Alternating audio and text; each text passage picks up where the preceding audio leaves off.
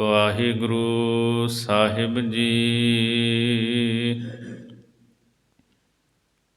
ਇਕ ਓੰਕਾਰ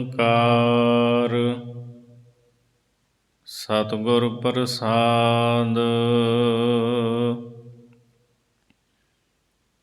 ਆਦਿ ਪੁਰਖ ਆਦੇਸ ਆਦਿ ਵਖਾਣਿਆ।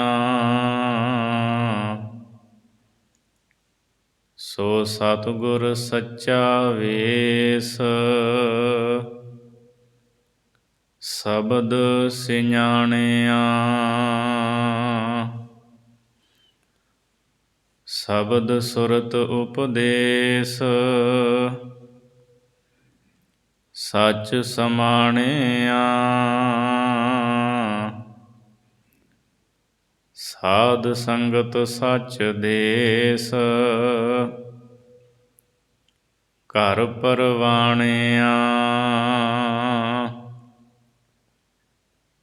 ਪ੍ਰੇਮ ਭਗਤ ਆਵੇਸ ਸਹਿਜ ਸੁਖਾਣਿਆ। ਭਗਤ ਵਸ਼ਲ ਪਰਵੇਸ ਮਾਣ ਨਿਮਾਣਿਆ। ਬ੍ਰਹਮਾ ਬਿਸਨ ਮਹੇਸ ਅੰਤ ਨ ਜਾਣਿਆ। ਸਿਮਰ ਸਹਿਸ ਫਣ ਸੇਸ ਤਿਲ ਨ ਪਛਾਣਿਆ। ਗੁਰਮੁਖ ਦਰ ਦਰਵੇਸ ਸੱਚ ਸੁਹਾਣਿਆ। ਗੁਰਮੁਖ ਦਰ ਦਰਵੇਸ ਸੱਚ ਸੁਹਾਣਿਆ। ਵਾਹਿਗੁਰੂ ਜੀ ਕਾ ਖਾਲਸਾ ਵਾਹਿਗੁਰੂ ਜੀ ਕੀ ਫਤਿਹ। ਪਰਮ ਸਤਿਕਾਰਯੋਗ ਚਵਰ ਛਤਰ ਤਖਤ ਦੇ ਮਾਲਕ ਦਸਾਂ ਪਾਤਸ਼ਾਹੀਆਂ ਦੀ ਜੋਤ ਗੁਰਗੱਦੀ ਤੇ ਬਿਰਾਜਮਾਨ ਸ਼ਬਦ ਗੁਰੂ ਧੰਨ ਸ੍ਰੀ ਗੁਰੂ ਗ੍ਰੰਥ ਸਾਹਿਬ ਸੱਚੇ ਪਾਤਸ਼ਾਹ ਜੀ ਦੀ ਪਵਿੱਤਰ ਹਜ਼ੂਰੀ ਦੇ ਅੰਦਰ ਹਾਜ਼ਰੀਆਂ ਭਰ ਰਹੀ ਗੁਰੂ ਰੂਪ ਸਾਧ ਸੰਗਤ ਜੀ, ਅੱਜ ਭਾਈ ਗੁਰਦਾਸ ਜੀ ਦੀ ਤੀਜੀ ਵਾਰ ਦੀ ਵਿਚਾਰ ਆਰੰਭ ਹੋਈ ਹੈ। ਇਸ ਤੀਜੀ ਵਾਰ ਦੇ ਅੰਦਰ ਭਾਈ ਗੁਰਦਾਸ ਸਾਹਿਬ ਜੀ ਗੁਰੂ ਤੇ ਚੇਲੇ ਦੀ ਰਹਿਰਾਸ ਮਰਿਆਦਾ ਦੱਸਦੇ ਹੈ। ਜਦੋਂ ਚੇਲਾ ਗੁਰੂ ਦੇ ਨਾਲ ਮਿਲਦਾ ਹੈ ਤਾਂ ਗੁਰੂ ਮਿਹਰ ਕਰਕੇ ਉਸ ਨੂੰ ਤੁਰੀਆ ਅਵਸਥਾ ਦੇ ਵਿੱਚ ਪਹੁੰਚਾ ਦਿੰਦਾ ਹੈ। ਚੇਲੇ ਨੂੰ ਗੁਰੂ ਦਾ ਹਰ ਹੁਕਮ ਹਰ ਬਚਨ ਚੰਗਾ ਲੱਗਦਾ ਹੈ, ਉਹ ਗੁਰੂ ਦਾ ਬਚਨ ਮੰਨਦਾ ਹੈ। ਆਪ ਅਲੱਖ ਪਰਮੇਸ਼ਰ ਨੂੰ ਜਾਣ ਲੈਂਦਾ ਹੈ ਅਤੇ ਹੋਰਾਂ ਦੇ ਤਾਈਂ ਲਖਤਾ ਕਰਾ ਦਿੰਦਾ ਹੈ। ਸੋ ਆਓ ਪਿਆਰ ਸ਼ਰਧਾ ਭਾਵਨਾ ਦੇ ਨਾਲ ਭਾਈ ਗੁਰਦਾਸ ਜੀ ਦੀ ਅੰਮ੍ਰਿਤ ਬਾਣੀ ਦੀ ਵਿਚਾਰ ਸਰਵਣ ਕਰੀਏ। ਵਾਹਿਗੁਰੂ ਜੀ। ਇਕ ਓੰਕਾਰ ਸਤਿਗੁਰ ਪ੍ਰਸਾਦ। ਇੱਕ ਅਦੁੱਤੀ ਪਰਮਾਤਮਾ ਹੈ। ਓੰਕਾਰ ਸਾਰਿਆਂ ਦਾ ਪ੍ਰਕਾਸ਼ਕ ਹੈ। ਸਜਾਤੀ ਵਿਜਾਤੀ ਸਵੈਗਤ ਭੇਦ ਰਹਿਤ ਹੈ। ਸਤਿਗੁਰੂ ਦੀ ਕਿਰਪਾ ਦੇ ਨਾਲ ਮਿਲਦਾ ਹੈ। ਹੁਣ ਸਭ ਤੋਂ ਪਹਿਲਾਂ ਭਾਈ ਗੁਰਦਾਸ ਸਾਹਿਬ ਜੀ ਆਦਿ ਪੁਰਖ ਪਰਮੇਸ਼ਰ ਦਾ ਮੰਗਲ ਕਰਦੇ ਹੈ। ਆਦਿ ਪੁਰਖ ਆਦੇਸ ਆਦਿ ਵਖਾਣਿਆ। ਭਾਈ ਗੁਰਦਾਸ ਸਾਹਿਬ ਜੀ ਕਹਿੰਦੇ, ਮੈਂ ਸਭ ਤੋਂ ਪਹਿਲਾਂ ਆਦਿ ਪੁਰਖ ਪਰਮਾਤਮਾ ਨੂੰ ਨਮਸਕਾਰ ਕਰਦਾ ਹਾਂ। ਆਦਿ ਵਖਾਣਿਆਂ ਜੋ ਸਾਰਿਆਂ ਦਾ ਮੁੱਢ ਕਿਹਾ ਜਾਂਦਾ ਹੈ, ਸਾਰਿਆਂ ਦਾ ਕਰਤਾ ਕਿਹਾ ਜਾਂਦਾ ਹੈ, ਸਾਰਿਆਂ ਨੂੰ ਬਣਾਉਣ ਵਾਲਾ ਹੈ। ਮੈਂ ਪਰਮੇਸ਼ਰ ਦੇ ਚਰਨਾਂ ਵਿੱਚ ਮੱਥਾ ਟੇਕਦਾ ਹਾਂ। ਕਲਗੀਧਰ ਮਹਾਰਾਜ ਜੀ ਦਾ ਬਚਨ ਅਸੀਂ ਰੋਜ਼ ਹੀ ਜਾਪ ਸਾਹਿਬ ਪੜ੍ਹਦੇ ਹਾਂ। ਪਰਮਾਤਮਾ ਨੂੰ ਅਨੇਕਾਂ ਨਾਵਾਂ ਦੇ ਨਾਲ ਪੁਕਾਰਦੇ ਹੋਏ ਸੱਚੇ ਪਾਤਸ਼ਾਹ ਨਮਸਕਾਰ ਕਰਦੇ ਹੈ। ਨਮਸਤਵੰ ਅਕਾਲੇ, ਨਮਸਤਵੰ ਕਿਰਪਾਲੇ, ਨਮਸਤੰ ਅਰੂਪੇ, ਨਮਸਤੰ ਅਨੂਪੇ, ਨਮਸਤੰ ਅਪੇਖੇ, ਨਮਸਤੰ ਅਲੇਖੇ, ਨਮਸਤੰ ਅਕਾਏ, ਨਮਸਤੰ ਅਜਾਏ, ਨਮਸਤੰ ਅਗੰਜੇ, ਨਮਸਤੰ ਅਪੰਜੇ। ਹੇ ਪ੍ਰਭੂ, ਤੈਨੂੰ ਨਮਸਕਾਰ ਹੈ, ਤੈਨੂੰ ਮੈਂ ਮੱਥਾ ਟੇਕਦਾ ਹਾਂ। ਆਦਿ ਪੁਰਖ ਆਦੇਸ, ਆਦਿ ਪੁਰਖ ਪਰਮਾਤਮਾ ਨੂੰ ਮੇਰੀ ਨਮਸਕਾਰ ਹੈ, ਜੋ ਸਾਰਿਆਂ ਦਾ ਮੁੱਢ ਰੂਪ ਕਿਹਾ ਜਾਂਦਾ ਹੈ। ਸੋ ਸਤਿਗੁਰ ਸੱਚਾ ਵੇਸ, ਸ਼ਬਦ ਸਿਆਣਿਆ। ਭਾਈ ਸਾਹਿਬ ਨੂੰ ਪੁੱਛੀਏ, ਤੁਸੀਂ ਸਤਿਗੁਰੂ ਕਿਸ ਨੂੰ ਅਨੁਭਵ ਕਰਦੇ ਹੋ? ਸਤਿਗੁਰੂ ਬਾਰੇ ਦੱਸੋ। ਤੇ ਨਾਲ ਹੀ ਭਾਈ ਸਾਹਿਬ ਜੀ ਕਹਿੰਦੇ ਨੇ, ਸੋ ਸਤਿਗੁਰ ਸੱਚਾ ਵੇਸ। ਉਹ ਹੀ ਸਤਿਗੁਰੂ ਸੱਚੇ ਵੇਸ ਵਾਲਾ, ਸੱਚੇ ਪਹਿਰਾਵੇ ਵਾਲਾ, ਸੱਚ ਸਰੂਪ ਵਾਲਾ ਹੈ। ਸ਼ਬਦ ਸਿਆਣਿਆ, ਜਿਸ ਨੇ ਧੁਰੋਂ ਆਏ ਹੋਏ ਸ਼ਬਦ ਦੇ ਰਾਹੀਂ ਪਰਮਾਤਮਾ ਨੂੰ, ਪ੍ਰਭੂ ਨੂੰ ਜਾਣ ਪਛਾਣ ਲਿਆ ਹੈ। ਜਿਸ ਨੇ ਪ੍ਰਭੂ ਨੂੰ ਜਾਣ ਪਛਾਣ ਲਿਆ, ਉਹੀ ਸਤਿਗੁਰੂ ਹੈ। ਆਪਾਂ ਸਤਿਗੁਰੂ ਦਾ ਬਚਨ ਵੀ ਪੜ੍ਹਦੇ ਹਾਂ, ਗੁਰੂ ਗ੍ਰੰਥ ਸਾਹਿਬ ਦੀ ਬਾਣੀ ਦਾ। ਸਤਿਪੁਰਖ ਜਿਨ ਜਾਣਿਆ, ਸਤਿਗੁਰ ਤਿਸ ਕਾ ਨਾਉ। ਜਿਹਨੇ ਸੱਚੇ ਪੁਰਖ ਪਰਮਾਤਮਾ ਨੂੰ ਜਾਣ ਲਿਆ, ਉਸ ਦਾ ਨਾਮ ਹੀ ਸਤਿਗੁਰੂ ਹੈ। ਤੇ ਜਿਹੜਾ ਪਰਮਾਤਮਾ ਨੂੰ ਜਾਣਦਾ ਨਹੀਂ, ਤੇ ਸਿੱਖ ਨੂੰ ਫਿਰ ਉੱਥੋਂ ਤੱਕ ਪਹੁੰਚਾਵੇਗਾ ਕਿਵੇਂ? ਪ੍ਰਭੂ ਦੇ ਨਾਲ ਮੇਲ ਕਿਵੇਂ ਕਰਾਵੇਗਾ? ਸਤਿਗੁਰੂ ਸੱਚੇ ਪੁਰਖ ਪਰਮਾਤਮਾ ਨੂੰ ਜਾਣਦੇ ਨੇ। ਸਤਿਪੁਰਖ ਜਿਨ ਜਾਣਿਆ, ਸਤਿਗੁਰ ਤਿਸ ਕਾ ਨਾਉ। ਤਿਸ ਕੈ ਸੰਗ ਸਿੱਖ ਉਧਰੈ, ਨਾਨਕ ਹਰਿ ਗੁਣ ਗਾਓ। ਸੱਚੇ ਸਤਿਗੁਰੂ ਦੀ ਸੰਗਤ ਕਰਕੇ ਸਿੱਖ ਦਾ ਪਾਰ ਉਤਾਰਾ ਹੋ ਜਾਂਦਾ ਹੈ। ਸਤਿਗੁਰੂ ਪਰਮਾਤਮਾ ਦੇ ਨਾਲ ਸਿੱਖ ਨੂੰ ਮਿਲਾ ਦਿੰਦੇ ਹੈ।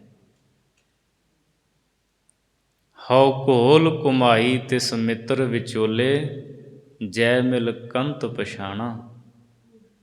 ਮੈਂ ਮਿੱਤਰ ਵਿਚੋਲੇ ਤੋਂ ਵਾਰਨੇ ਬਲਿਹਾਰਨੇ ਹਾਂ, ਜਿਸ ਗੁਰੂ ਮਿੱਤਰ ਨੂੰ ਮਿਲ ਕੇ ਪਰਮਾਤਮਾ ਨੂੰ ਪਛਾਣ ਲਿਆ। ਭਾਈ ਸਾਹਿਬ ਜੀ ਕਹਿੰਦੇ, ਉਹ ਸਤਿਗੁਰੂ ਸੱਚੇ ਪਹਿਰਾਵੇ ਵਾਲੇ, ਸੱਚੇ ਵੇਸ ਵਾਲੇ ਹਨ, ਜਿਨ੍ਹਾਂ ਨੇ ਸ਼ਬਦ ਰਾਹੀਂ ਪਰਮਾਤਮਾ ਨੂੰ ਸਿਆਣਿਆਂ ਦਾ ਅਰਥ ਪਛਾਣਿਆ ਹੈ। ਸ਼ਬਦ ਸੁਰਤ ਉਪਦੇਸ, ਸੱਚ ਸਮਾਣਿਆ। ਸਤਿਗੁਰੂ ਜੀ ਨੇ ਸ਼ਬਦ ਉਪਦੇਸ਼ ਨੂੰ ਸੁਰਤ ਦੇ ਵਿੱਚ, ਧਿਆਨ ਦੇ ਵਿੱਚ ਬਿਠਾਇਆ ਹੋਇਆ ਹੈ। ਸੱਚ ਸਮਾਣਿਆ, ਤੇ ਆਪਣੇ ਸਿੱਖਾਂ ਨੂੰ ਸੱਚੇ ਪ੍ਰਭੂ ਦੇ ਧਿਆਨ ਵਿੱਚ ਲਾ ਦਿੱਤਾ ਹੈ। ਭਾਵ ਸਿੱਖਾਂ ਨੂੰ ਸੱਚ ਦੇ ਵਿੱਚ ਸਮਾਣਿਆ, ਸਮਾ ਦਿੱਤਾ ਹੈ, ਲੀਨ ਕਰ ਦਿੱਤਾ ਹੈ।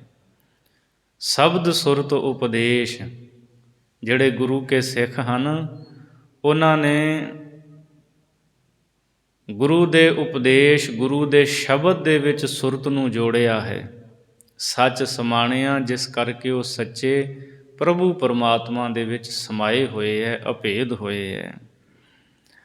ਸਾਧ ਸੰਗਤ ਸੱਚ ਦੇਸ, ਘਰ ਪਰਵਾਣਿਆ। ਭਾਈ ਗੁਰਦਾਸ ਸਾਹਿਬ ਜੀ ਨੂੰ ਪੁੱਛੀਏ, ਭਾਈ ਗੁਰਦਾਸ ਸਾਹਿਬ ਜੀ, ਤੁਸੀਂ ਸਾਨੂੰ ਇਹ ਗੱਲ ਦੱਸੋ, ਸਤਿਗੁਰੂ ਦਾ ਸੱਚਾ ਉਪਦੇਸ਼ ਲੈਣ ਵਾਸਤੇ ਸਤਿਗੁਰੂ ਦੀ ਸਿੱਖਿਆ ਲੈਣ ਵਾਸਤੇ ਚੰਗਾ ਥਾਂ ਕਿਹੜਾ ਹੈ, ਅਸਥਾਨ ਕਿਹੜਾ ਹੈ। ਤਾਂ ਭਾਈ ਸਾਹਿਬ ਜੀ ਦੱਸਦੇ ਨੇ, ਸਾਧ ਸੰਗਤ ਸੱਚ ਦੇਸ। ਸਾਧ ਸੰਗਤ ਇਹ ਸੱਚਾ ਦੇਸ਼ ਹੈ, ਇਹ ਸੱਚਾ ਅਸਥਾਨ ਹੈ।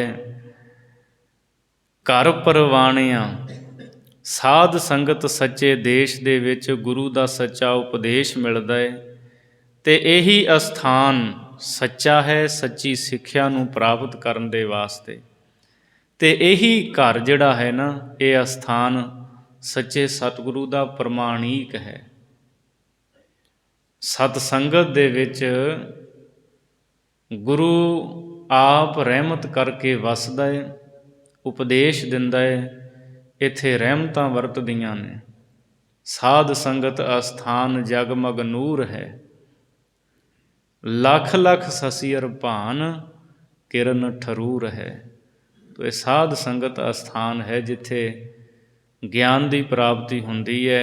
ਇੱਥੋਂ ਹੀ ਗੁਰੂ ਦੀ ਸਿੱਖਿਆ ਮਿਲਦੀ ਹੈ, ਅਤੇ ਜਿਹੜਾ ਸਿੱਖਿਆ ਨੂੰ ਕਮਾ ਲੈਂਦਾ ਹੈ, ਘਰ ਪ੍ਰਵਾਣਿਆ, ਉਹ ਪ੍ਰਭੂ ਦੇ ਘਰ ਦੇ ਵਿੱਚ, ਦਰਗਾਹ ਦੇ ਵਿੱਚ ਪ੍ਰਵਾਨ ਹੋ ਜਾਂਦਾ ਹੈ। ਪ੍ਰੇਮ ਭਗਤ ਆਵੇਸ ਸਹਿਜ ਸੁਖਾਣਿਆ। ਇਸ ਅਸਥਾਨ ਤੋਂ ਹੀ, ਇਹ ਜਿਹੜਾ ਸਾਧ ਸੰਗਤ ਰੂਪੀ ਅਸਥਾਨ ਹੈ, ਇੱਥੋਂ ਹੀ ਜਗਿਆਸੂ ਦਾ ਪ੍ਰੇਮਾ ਭਗਤੀ ਦੇ ਵਿੱਚ ਮਨ ਲੱਗਦਾ ਹੈ। ਪ੍ਰੇਮਾ ਭਗਤੀ ਦੇ ਵਿੱਚ ਉਹ ਪ੍ਰਵੇਸ਼ ਹੋ ਜਾਂਦਾ ਹੈ। ਪ੍ਰੇਮ ਭਗਤ ਆਵੇਸ, ਆਵੇਸ ਦਾ ਅਰਥ ਹੈ ਉਹਦੇ ਵਿੱਚ ਚਲੇ ਜਾਣਾ, ਪ੍ਰਵੇਸ਼ ਹੋ ਜਾਣਾ। ਜਦੋਂ ਸਿੱਖ ਗੁਰੂ ਦੀ ਸੰਗਤ ਵਿੱਚ ਆਉਂਦਾ ਹੈ ਤਾਂ ਫਿਰ ਉਹ ਪ੍ਰੇਮਾ ਭਗਤੀ ਦੇ ਵਿੱਚ ਚਲਿਆ ਜਾਂਦਾ ਹੈ। ਸਹਿਜ ਸੁਖਾਣਿਆਂ, ਅਤੇ ਸਹਿਜ ਸੁਖ ਦੀ ਉਹ ਪ੍ਰਾਪਤੀ ਕਰ ਲੈਂਦਾ ਹੈ। ਸਾਧ ਸੰਗਤ ਅਸਥਾਨ ਦੇ ਵਿੱਚੋਂ ਸਹਿਜ ਸੁਖ ਮਿਲਦਾ ਹੈ। ਭਗਤ ਵਸ਼ਲ ਪਰਵੇਸ ਮਾਣ ਨਿਮਾਣਿਆ। ਭਗਤ ਵਸ਼ਲ, ਭਗਤੀ ਨੂੰ ਵਸ਼ਲ ਪਿਆਰ ਕਰਨ ਵਾਲਾ, ਅਥਵਾ ਜਿਹੜਾ ਆਪਣੇ ਪਿਆਰਿਆਂ ਨੂੰ, ਗੁਰਮੁਖਾਂ ਭਗਤਾਂ ਨੂੰ ਪਿਆਰ ਕਰਦਾ ਹੈ। ਪਰਵੇਸ, ਜਿਹੜਾ ਗੁਰੂ ਦਾ ਸਿੱਖ ਹੈ ਨਾ, ਗੁਰੂ ਦਾ ਚੇਲਾ, ਉਹ ਜਦੋਂ ਸਾਧ ਸੰਗਤ ਕਰਦਾ ਹੈ ਤਾਂ ਫਿਰ ਭਗਤ ਵਸ਼ਲ ਪ੍ਰਭੂ ਦੇ ਨਾਲ ਉਹਦਾ ਮਿਲਾਪ ਹੋ ਜਾਂਦਾ ਹੈ। ਮਾਣ ਨਿਮਾਣਿਆਂ, ਅਤੇ ਫਿਰ ਉਹ ਨਿਮਾਣਿਆਂ ਦਾ ਮਾਣ ਬਣ ਜਾਂਦਾ ਹੈ। ਜਿਵੇਂ ਗੁਰੂ ਅੰਗਦ ਦੇਵ ਮਹਾਰਾਜ ਜੀ ਨੇ ਗੁਰੂ ਨਾਨਕ ਸਾਹਿਬ ਦੀ ਸੰਗਤ ਕੀਤੀ, ਸਤਿਗੁਰੂ ਅਮਰਦਾਸ ਮਹਾਰਾਜ ਜੀ ਨੇ ਗੁਰੂ ਅੰਗਦ ਦੇਵ ਜੀ ਦੀ ਸੰਗਤ ਕੀਤੀ। ਨਿਮਾਣਿਆਂ ਦੇ ਮਾਣ ਬਣ ਗਏ, ਨਿਤਾਣਿਆਂ ਦੇ ਤਾਣ ਬਣ ਗਏ। 12 ਸਾਲ ਧੰਨ ਗੁਰੂ ਅੰਗਦ ਦੇਵ ਮਹਾਰਾਜ ਦੀ ਸੇਵਾ ਕੀਤੀ। ਮਹਾਰਾਜ ਨੇ 12 ਵਰ ਬਖਸ਼ੇ, ਨਿਮਾਣਿਆਂ ਦੇ ਮਾਣ, ਨਿਤਾਣਿਆਂ ਦੇ ਤਾਣ, ਨਿਓਟਿਆਂ ਦੀ ਓਟ, ਨਿਆਸਰਿਆਂ ਦੇ ਆਸਰੇ। ਇਸ ਤਰ੍ਹਾਂ ਸੋ ਜਿਹੜਾ ਗੁਰੂ ਦੀ ਸੰਗਤ ਕਰਦਿਆਂ ਜਿਹੜਾ ਚੇਲਾ ਜਾਂ ਸਿੱਖ ਭਗਤ ਵਸ਼ਲ ਪਰਮਾਤਮਾ ਦੇ ਨਾਲ ਮਿਲ ਜਾਂਦਾ ਹੈ, ਉਹ ਨਿਮਾਣਿਆਂ ਦਾ ਮਾਣ ਬਣ ਜਾਂਦਾ ਹੈ, ਨਿਮਾਣਿਆਂ ਨੂੰ ਮਾਣ ਬਖਸ਼ਣ ਵਾਲਾ ਬਣ ਜਾਂਦਾ ਹੈ। ਬ੍ਰਹਮਾ ਬਿਸ਼ਨ ਮਹੇਸ਼ ਅੰਤ ਨ ਜਾਣਿਆ। ਭਾਈ ਗੁਰਦਾਸ ਸਾਹਿਬ ਜੀ ਕਹਿੰਦੇ, ਆਦਿ ਪੁਰਖ ਪਰਮਾਤਮਾ, ਉਹਦਾ ਅੰਤ ਅੱਜ ਤੱਕ ਕਿਸੇ ਨੇ ਨਹੀਂ ਜਾਣਿਆ। ਇੱਥੋਂ ਤੱਕ ਬ੍ਰਹਮਾ, ਵਿਸ਼ਨੂੰ ਅਤੇ ਮਹੇਸ਼ ਸ਼ਿਵ ਜੀ, ਇਹ ਵੱਡੇ ਕਹਾਉਂਦੇ ਹੈ, ਪਰ ਇਹ ਵੀ ਪਰਮਾਤਮਾ ਆਦਿ ਪੁਰਖ ਦੇ ਅੰਤ ਨੂੰ ਨਹੀਂ ਜਾਣ ਸਕਦੇ। ਇਹਨਾਂ ਵੀ ਉਹਦਾ ਅੰਤ ਨਹੀਂ ਜਾਣਿਆ ਹੈ। ਸਿਮਰ ਸਹਿਸ ਫਣ ਸੇਸ ਤਿਲ ਨਾ ਪਛਾਣਿਆ। ਜਿਹੜਾ ਫਣ ਸੇਸ, 1000 ਫਣਾਂ ਵਾਲਾ ਸ਼ੇਸ਼ ਨਾਗ ਹੈ, ਉਹ ਪਰਮਾਤਮਾ ਦੇ ਨਿਤ ਨਵੇਂ ਨਾਮ ਪੁਕਾਰਦਾ ਹੈ, ਨਿਤ ਪਰਮੇਸ਼ਰ ਦੇ ਨਵੇਂ ਨਾਮ ਲੈਂਦਾ ਹੈ। ਤਿਲ ਨਾ ਪਛਾਣਿਆ, ਪਰ ਉਹ ਵੀ ਤਿਲ ਜਿੰਨਾ ਵੀ ਪਰਮਾਤਮਾ ਦੇ ਅੰਤ ਨੂੰ ਨਹੀਂ ਪਛਾਣ ਸਕਿਆ। ਭਾਵ ਸ਼ੇਸ਼ ਨਾਗ ਵੀ ਪ੍ਰਭੂ ਪਰਮਾਤਮਾ ਦਾ ਅੰਤ ਨਹੀਂ ਜਾਣ ਸਕਿਆ। ਪਰਮੇਸ਼ਰ ਦਾ ਅੰਤ ਅੱਜ ਤੱਕ ਕਿਸੇ ਨੇ ਨਹੀਂ ਜਾਣਿਆ। ਗੁਰਮੁਖ ਦਰ ਦਰਵੇਸ ਸੱਚ ਸੁਹਾਣਿਆ। ਜਿਹੜੇ ਗੁਰਮੁਖ ਸਾਧ ਸੰਗਤ ਦੇ ਦਰ ਦੇ ਦਰਵੇਸ਼ ਬਣ ਗਏ, ਫਕਰ ਬਣ ਗਏ, ਸਾਧ ਸੰਗਤ ਦੇ ਆਸਰੇ ਜਿਹੜੇ ਰਹਿੰਦੇ ਐ, ਸੱਚ ਸੁਹਾਣਿਆ, ਉਹਨਾਂ ਨੂੰ ਹੀ ਸੱਚੇ ਤੇ ਸੱਚ ਦਾ ਪ੍ਰਤੀਕ ਪ੍ਰਭੂ ਪਰਮਾਤਮਾ ਸੋਹਣਾ ਲੱਗਦਾ ਹੈ, ਅਥਵਾ ਉਹਨਾਂ ਨੂੰ ਸੱਚਾ ਵਾਹਿਗੁਰੂ ਸੋਹਣਾ ਲੱਗਦਾ ਹੈ, ਜਾਂ ਸੱਚ ਸਰੂਪ ਗੁਰੂ ਜਿੱਥੋਂ ਸਾਧ ਸੰਗਤ ਦੇ ਵਿੱਚ ਗੁਰੂ ਤੋਂ ਉਪਦੇਸ਼ ਲੈਂਦੇ ਆ, ਸੁਹਾਣਿਆ, ਉਹਨਾਂ ਨੂੰ ਗੁਰੂ ਸ਼ੋਭਨੀਕ ਤੇ ਸੋਹਣਾ ਲੱਗਦਾ ਹੈ। ਜਿਹੜੇ ਗੁਰਮੁਖ ਪਿਆਰੇ ਸਾਧ ਸੰਗਤ ਦੇ ਦਰ ਦੇ ਦਰਵੇਸ਼ ਬਣ ਜਾਂਦੇ ਹੈ। ਸੋ ਇਸ ਪਹਿਲੀ ਪੌੜੀ ਦੇ ਵਿੱਚ ਆਦਿ ਪੁਰਖ ਪਰਮਾਤਮਾ ਦਾ ਮੰਗਲ ਭਾਈ ਗੁਰਦਾਸ ਸਾਹਿਬ ਨੇ ਕੀਤਾ ਹੈ। ਹੁਣ ਅਗਲੀ ਦੂਜੀ ਪੌੜੀ ਦੇ ਵਿੱਚ ਗੁਰੂ ਤੇ ਚੇਲੇ ਦੀ ਨੇੜਤਾ ਦੱਸਦੇ ਹੈ। ਜਦੋਂ ਚੇਲਾ ਗੁਰੂ ਦੀ ਸ਼ਰਨ ਆਉਂਦਾ ਹੈ, ਸਿੱਖਿਆ ਲੈਂਦਾ ਹੈ, ਫਿਰ ਉੱਚੀ ਅਵਸਥਾ ਦੇ ਵਿੱਚ ਪਹੁੰਚ ਜਾਂਦਾ ਹੈ। ਗੁਰ ਚੇਲੇ ਰਹਿ ਰਾਸ ਅਲਖ ਅਭਿਓ ਹੈ। ਭਾਈ ਗੁਰਦਾਸ ਸਾਹਿਬ ਜੀ ਫਰਮਾਉਂਦੇ ਨੇ, ਗੁਰ ਚੇਲੇ ਰਹਿ ਰਾਸ, ਗੁਰੂ ਤੇ ਚੇਲੇ ਦੀ ਜਿਹੜੀ ਰਹੋ ਰੀਤ ਹੈ ਨਾ, ਮਰਿਆਦਾ, ਗੁਰੂ ਤੇ ਚੇਲਾ ਇੱਕ ਰੂਪ ਹੋ ਜਾਂਦੇ ਹੈ। ਗੁਰੂ ਤੇ ਚੇਲੇ ਦੀ ਏਕਤਾ ਜਿਹੜੀ ਹੈ ਉਹ ਦੋ ਤੋਂ ਇੱਕ ਰੂਪ ਬਣ ਜਾਣਾ, ਇਹ ਗੁਰੂ ਤੇ ਸਿੱਖ ਉਹਨਾਂ ਦਾ ਜਦ ਪਰਸਪਰ ਮਿਲਾਪ ਹੁੰਦਾ ਹੈ ਫਿਰ ਇੱਕ ਰੂਪ ਹੋ ਜਾਂਦੇ ਹੈ। ਜਿਵੇਂ ਭਾਈ ਲਹਿਣੇ ਦਾ ਮਿਲਾਪ ਹੋਇਆ ਸਤਿਗੁਰੂ ਗੁਰੂ ਨਾਨਕ ਦੇਵ ਜੀ ਦੇ ਨਾਲ, ਸੱਚਾ ਉਪਦੇਸ਼ ਕਮਾਇਆ, ਹੁਕਮ ਮੰਨਿਆ, ਮਹਾਰਾਜ ਸੱਚੇ ਪਾਤਸ਼ਾਹ ਨੇ ਸਰੀਰ ਦੇ ਅੰਗਾਂ ਨਾਲ ਲਾ ਕੇ ਧੰਨ ਗੁਰੂ ਅੰਗਦ ਦੇਵ ਬਣਾ ਦਿੱਤਾ। ਗੁਰੂ ਤੇ ਚੇਲੇ ਦੀ ਜਿਹੜੀ ਰਹੋ ਰੀਤ ਮਰਿਆਦਾ ਹੈ ਨਾ, ਉਹ ਦੋ ਤੋਂ ਇੱਕ ਹੋਣ ਦੀ ਹੈ, ਅਲਖ ਅਭਿਓ ਹੈ। ਅਤੇ ਉਹ ਏਕਤਾ ਜਿਹੜੀ ਹੋਈ ਹੈ ਉਹਦੇ ਬਾਰੇ ਭਾਈ ਗੁਰਦਾਸ ਸਾਹਿਬ ਜੀ ਕਹਿੰਦੇ ਉਹ ਅਲਖ ਹੈ, ਉਹਨੂੰ ਜਾਣਿਆ ਨਹੀਂ ਜਾ ਸਕਦਾ। ਅਭਿਓ, ਉਹਦਾ ਭੇਦ ਨਹੀਂ ਪਾਇਆ ਜਾ ਸਕਦਾ। ਉਹ ਐਸੀ ਰਹੁ ਰੀਤੀ ਹੈ ਗੁਰੂ ਤੇ ਚੇਲੇ ਦੀ ਜੋ ਨਾ ਦਿਸਦੀ ਹੈ ਨਾ ਜਾਣੀ ਜਾਂਦੀ ਹੈ, ਭੇਦ ਰਹਿਤ ਹੈ। ਗੁਰ ਚੇਲੇ ਸਾਬਾਸ ਨਾਨਕ ਦਿਓ ਹੈ। ਗੁਰੂ ਦੇ ਚੇਲੇ ਗੁਰੂ ਨਾਨਕ ਦੇਵ ਮਹਾਰਾਜ ਜੀ ਦੇ ਚੇਲੇ ਧੰਨ ਗੁਰੂ ਅੰਗਦ ਦੇਵ ਮਹਾਰਾਜ ਜੀ ਨੂੰ ਸ਼ਾਬਾਸ਼ ਹੈ। ਧੰਨ ਹਨ ਸਤਿਗੁਰੂ ਅੰਗਦ ਦੇਵ ਮਹਾਰਾਜ ਜੀ, ਨਾਨਕ ਦਿਓ ਹੈ, ਜਿਨ੍ਹਾਂ ਨੇ ਗੁਰੂ ਨਾਨਕ ਦੇਵ ਸਾਹਿਬ ਮਹਾਰਾਜ ਜੀ ਨੂੰ ਦਿਓ ਪ੍ਰਕਾਸ਼ ਰੂਪ ਪਰਮਾਤਮਾ ਦਾ ਰੂਪ ਜਾਣਿਆ ਹੈ। ਧੰਨ ਗੁਰੂ ਨਾਨਕ ਦੇਵ ਸੱਚੇ ਪਾਤਸ਼ਾਹ ਵਾਹਿਗੁਰੂ ਪਰਮਾਤਮਾ ਦਾ ਸਵਰੂਪ ਜਾਣਿਆ ਹੈ।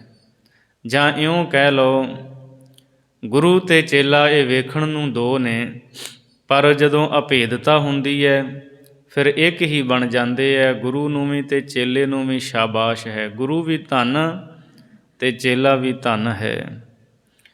ਗੁਰਮਤਿ ਸਹਿਜ ਨਿਵਾਸ ਸਿਫਤ ਸਮਿਓ ਹੈ। ਚੇਲੇ ਗੁਰੂ ਅੰਗਦ ਦੇਵ ਮਹਾਰਾਜ ਜੀ ਦੀ ਹੁਣ ਅਵਸਥਾ ਦੱਸਦੇ ਹੈ। ਗੁਰਮਤਿ ਸਹਿਜ ਨਿਵਾਸ, ਗੁਰੂ ਦੀ ਮੱਤ ਧਾਰ ਕੇ, ਗੁਰੂ ਦੀ ਸਿੱਖਿਆ ਲੈ ਕੇ, ਉਪਦੇਸ਼ ਨੂੰ ਕਮਾ ਕੇ ਚੇਲੇ ਗੁਰੂ ਅੰਗਦ ਦੇਵ ਮਹਾਰਾਜ ਸੱਚੇ ਪਾਤਸ਼ਾਹ ਜੀ ਦਾ ਸਹਿਜ ਅਵਸਥਾ ਦੇ ਵਿੱਚ ਵਾਸਾ ਹੋਇਆ ਹੈ। ਸਹਿਜ ਨਿਵਾਸ, ਸਹਿਜ ਅਵਸਥਾ ਦੇ ਵਿੱਚ ਉਹਨਾਂ ਦਾ ਵਾਸਾ ਹੋਇਆ ਹੈ। ਸਿਫਤ ਸਮਿਓ ਹੈ, ਅਤੇ ਸੱਚੇ ਪ੍ਰਮਾਤਮਾ ਦੀਆਂ ਸਿਫਤਾਂ ਕਰ ਕਰਕੇ, ਉਹਦੀਆਂ ਵਡਿਆਈਆਂ ਕਰਕੇ ਸੱਚੇ ਦੇ ਵਿੱਚ ਹੀ ਸਮਿਓ ਉਹ ਸਮਾਏ ਹੋਏ ਹਨ। ਗੁਰੂ ਅੰਗਦ ਦੇਵ ਮਹਾਰਾਜ ਜੀ ਸਿਫਤੀ ਸੱਚ ਸਮਿਓ, ਇਹ ਅਵਸਥਾ ਦੇ ਉਹ ਮਾਲਕ ਹਨ। ਸ਼ਬਦ ਸੁਰਤ ਪਰਗਾਸ ਅਛਲ ਅਛਿਓ ਹੈ। ਸਤਿਗੁਰੂ ਅੰਗਦ ਦੇਵ ਮਹਾਰਾਜ ਜੀ ਉਹਨਾਂ ਦੀ ਸੁਰਤ ਦਾ ਗੁਰੂ ਦੇ ਸ਼ਬਦ ਦੇ ਵਿੱਚ ਪ੍ਰਵੇਸ਼ ਹੈ। ਸੁਰਤ ਉਹਨਾਂ ਦੀ ਸਦਾ ਸ਼ਬਦ ਵਿੱਚ ਜੁੜੀ ਰਹਿੰਦੀ ਹੈ। ਸੁਰਤ ਜਦੋਂ ਸ਼ਬਦ ਵਿੱਚ ਜੁੜੀ ਹੈ ਤਾਂ ਉਹਨਾਂ ਦੇ ਅੰਦਰ ਪ੍ਰਗਾਸ, ਚਾਨਣ ਹੀ ਚਾਨਣ ਹੈ ਗਿਆਨ ਦਾ। ਗਿਆਨਵਾਨ ਅਵਸਥਾ ਦੇ ਵਿੱਚ ਟਿਕੇ ਹੋਏ ਨੇ। ਅਛਲ ਅਛਿਓ ਹੈ ਅਤੇ ਅਛਲ ਜਿਹਨੂੰ ਛਲਿਆ ਨਹੀਂ ਜਾ ਸਕਦਾ, ਅਛਿਓ ਜਿਹਨੂੰ ਕੱਟਿਆ ਨਹੀਂ ਜਾ ਸਕਦਾ, ਜਿਹਦੇ ਟੁਕੜੇ ਨਹੀਂ ਕੀਤੇ ਜਾ ਸਕਦੇ, ਐਸੀ ਪਰਮ ਉੱਚੀ ਅਵਸਥਾ ਦੇ ਵਿੱਚ ਗੁਰੂ ਅੰਗਦ ਦੇਵ ਮਹਾਰਾਜ ਜੀ ਟਿਕੇ ਹੋਏ ਹਨ। ਗੁਰਮੁਖ ਆਸ ਨਿਰਾਸ ਮਤ ਅਰਖਿਓ ਹੈ। ਗੁਰਮੁਖ ਜਿਹੜੇ ਨੇ ਉਹ ਦੁਨੀਆ ਦੀਆਂ ਆਸਾਂ ਤੋਂ ਨਿਰਾਸੇ ਰਹਿੰਦੇ ਹੈ। ਗੁਰੂ ਅੰਗਦ ਦੇਵ ਮਹਾਰਾਜ ਜੀ ਗੁਰਮੁਖ ਹਨ। ਦੁਨੀਆ ਦਾ ਹਰ ਬੰਦਾ ਜਿਹੜਾ ਉਹ ਸੰਸਾਰ ਦੀ ਵਡਿਆਈ, ਪਦਾਰਥਾਂ ਨੂੰ ਪ੍ਰਾਪਤ ਕਰਨ ਦੀ ਉਹਦੇ ਮਨ ਵਿੱਚ ਬਹੁਤ ਹੀ ਆਸ ਹੁੰਦੀ ਹੈ। ਗੁਰਮੁਖ ਜਿਹੜਾ ਹੈ, ਭਾਈ ਗੁਰਦਾਸ ਸਾਹਿਬ ਜੀ ਕਹਿੰਦੇ, ਦੁਨੀਆ ਦੀਆਂ ਆਸਾਂ ਤੋਂ ਨਿਰਾਸ਼ਾ ਰਹਿੰਦਾ ਹੈ। ਮਤ ਅਰਖਿਓ ਹੈ, ਅਤੇ ਉਸ ਦੀ ਜਿਹੜੀ ਮਤ ਹੈ ਉਹ ਅਰਖਿਓ ਅਤੀ ਸੂਖਸ਼ਮ ਹੈ, ਉੱਚੀ ਅਤੇ ਬਰੀਕ ਸੂਖਸ਼ਮ ਮਤ ਵਾਲਾ ਹੈ। ਗੁਰੂ ਨਾਨਕ ਸਾਹਿਬ ਜੀ ਦਾ ਚੇਲਾ ਧੰਨ ਗੁਰੂ ਅੰਗਦ ਦੇਵ ਮਹਾਰਾਜ ਜੀ ਉੱਚੀ ਮਤ ਵਾਲੇ ਨੇ, ਸੂਖਸ਼ਮ ਮਤ ਵਾਲੇ ਨੇ। ਇਸੇ ਲਈ ਬਾਣੀ ਵਿੱਚ ਵੀ ਅਤੇ ਅਰਦਾਸ ਦੇ ਵਿੱਚ ਵੀ ਅਸੀਂ ਇਹ ਸ਼ਬਦ ਕਹਿੰਦੇ ਹਾਂ, ਸਿੱਖਾਂ ਦਾ ਮਨ ਨੀਵਾਂ ਮਤ ਉੱਚੀ, ਮਤ ਪਤ ਦਾ ਰਾਖਾ ਆਪ ਵਾਹਿਗੁਰੂ। ਮਨ ਨੀਵਾਂ ਹੋਵੇ, ਮਤ ਉੱਚੀ ਹੋਵੇ ਤਾਂ ਜੀਵਨ ਸਫਲ ਬਣ ਜਾਂਦਾ ਹੈ। ਪਰ ਜੇ ਮਨ ਉੱਚਾ ਹੰਕਾਰੀ ਹੋ ਗਿਆ ਅਤੇ ਮਤ ਨੀਵੀਂ ਹੋ ਗਈ, ਫਿਰ ਜੀਵਨ ਜਿਹੜਾ ਉਹ ਸਫਲ ਨਹੀਂ ਹੋ ਪਾਉਂਦਾ। ਮਤ ਅਰਖਿਓ ਹੈ। ਜਿਹੜਾ ਗੁਰਮੁਖ ਹੈ, ਗੁਰੂ ਦਾ ਸਿੱਖ, ਗੁਰੂ ਦਾ ਚੇਲਾ, ਉਹਦੀ ਮਤ ਬੜੀ ਸੂਖਸ਼ਮ ਅਤੇ ਬਰੀਕ ਹੁੰਦੀ ਹੈ। ਕਾਮ ਕ੍ਰੋਧ ਵਿਨਾਸ਼ ਸਿਫਤ ਸਮਿਓ ਹੈ। ਗੁਰੂ ਨਾਨਕ ਦੇਵ ਮਹਾਰਾਜ ਦੇ ਚੇਲੇ ਧੰਨ ਗੁਰੂ ਅੰਗਦ ਦੇਵ ਮਹਾਰਾਜ, ਉਹਨਾਂ ਦੇ ਅੰਦਰੋਂ ਕਾਮ ਅਤੇ ਕ੍ਰੋਧ ਵਿਨਾਸ਼ ਖਤਮ ਹੋ ਗਏ ਨੇ। ਕੋਈ ਵਿਕਾਰ ਨਹੀਂ ਉਹਨਾਂ ਦੇ ਅੰਦਰ। ਸਿਫਤ ਸਮਿਓ ਹੈ, ਸੱਚੇ ਪਰਮਾਤਮਾ ਦੀਆਂ ਸਿਫਤਾਂ ਦੇ ਵਿੱਚ ਸਮਾਏ ਹੋਏ ਨੇ। ਗੁਰੂ ਅਤੇ ਚੇਲਾ, ਗੁਰੂ ਦਾ ਮਿਲਾਪ, ਚੇਲੇ ਦੀ ਅਵਸਥਾ ਕਿੱਡੀ ਉੱਚੀ ਬਣਦੀ ਹੈ, ਕਿੰਨੀ ਵੱਡੀ ਤਬਦੀਲੀ ਆਉਂਦੀ ਹੈ। ਉਹ ਸਾਰੀ ਪਰਮ ਅਵਸਥਾ ਦਾ ਜ਼ਿਕਰ ਭਾਈ ਸਾਹਿਬ ਨੇ ਕੀਤਾ ਹੈ। ਕੋਈ ਵਿਕਾਰ ਨਹੀਂ ਅੰਦਰ ਚੇਲੇ ਦੇ, ਸਿਫਤ ਵਿੱਚ ਸਮਾਏ ਹੋਏ ਨੇ ਗੁਰੂ ਅੰਗਦ ਦੇਵ ਜੀ। ਸਤ ਸੰਤੋਖ ਉਲਾਸ ਸਕਤ ਨਾ ਸਿਓ ਹੈ। ਗੁਰੂ ਦੀ ਮੱਤ ਧਾਰ ਕੇ ਸਤ ਸੰਤੋਖ ਇਤਿਆਦਿ ਗੁਣਾਂ ਨੂੰ ਆਪਣੇ ਹਿਰਦੇ ਵਿੱਚ ਵਸਾ ਲਿਆ ਗੁਰੂ ਅੰਗਦ ਦੇਵ ਜੀ ਨੇ, ਜਿਸ ਕਰਕੇ ਉਹਨਾਂ ਦੇ ਮਨ ਵਿੱਚ ਸਦਾ ਹੀ ਉਲਾਸ, ਖੇੜਾ ਬਣਿਆ ਰਹਿੰਦਾ ਹੈ। ਸਦਾ ਹੀ ਉਹਨਾਂ ਦਾ ਮਨ ਜਿਹੜਾ ਨਾ ਉਹ ਪ੍ਰਸੰਨ ਰਹਿੰਦਾ ਹੈ। ਸਖਤ ਨਾ ਸਿਓ ਹੈ, ਉੱਥੇ ਨਾ ਸ਼ਕਤੀ ਹੈ ਅਤੇ ਨਾ ਸ਼ਿਵ ਹੈ। ਸ਼ਕਤੀ ਮਾਇਆ ਨੂੰ ਕਹਿੰਦੇ ਆ, ਨਾ ਮਾਇਆ ਦੀ ਨਾ ਸ਼ਿਵ ਜੀ ਦੀ ਉਪਾਸਨਾ ਹੈ। ਸਿਰਫ ਇੱਕ ਅਕਾਲ ਪੁਰਖ ਪਰਮਾਤਮਾ ਦਾ ਸਿਮਰਨ, ਉਸੇ ਦੀ ਇਬਾਦਤ ਕਰਦੇ ਹੈ। ਮਾਇਆ ਅਤੇ ਸ਼ਕਤੀ ਮਾਇਆ ਅਤੇ ਸ਼ਿਵ ਜਿਹੜਾ ਹੈ ਉਹਦੇ ਵਿੱਚ ਨਹੀਂ, ਇੱਕ ਅਕਾਲ ਪੁਰਖ ਪਰਮਾਤਮਾ ਦੇ ਨਾਲ ਜੁੜੇ ਹੋਏ ਨੇ। ਘਰ ਹੀ ਵਿੱਚ ਉਦਾਸ ਸੱਚ ਸੁਚਿਓ ਹੈ।